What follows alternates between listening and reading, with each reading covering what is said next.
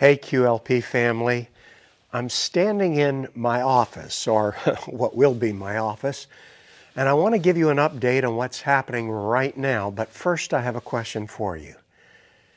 Have you ever seen this picture before? This photograph was taken by Kevin Carter, which first appeared in the New York Times on March 26, 1993.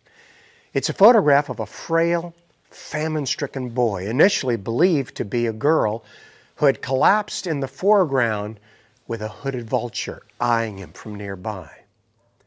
The child was reported to be attempting to reach the United Nations Feeding Center about half a mile away in Aoud, South Sudan.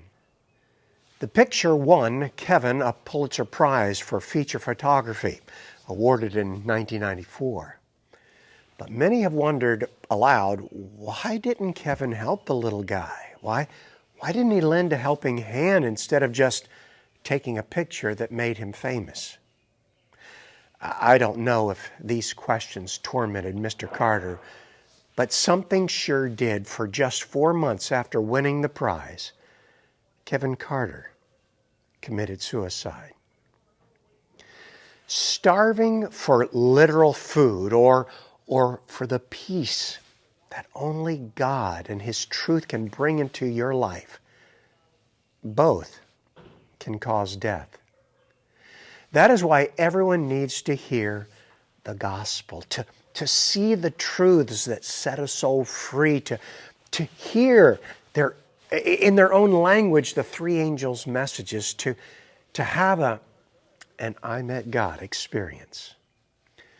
And that's why we're building the new QuestLine production studio to create I Met God, a video Bible study for the languages of the world. So here's the latest update. The electrical rough end is complete and has been inspected and approved.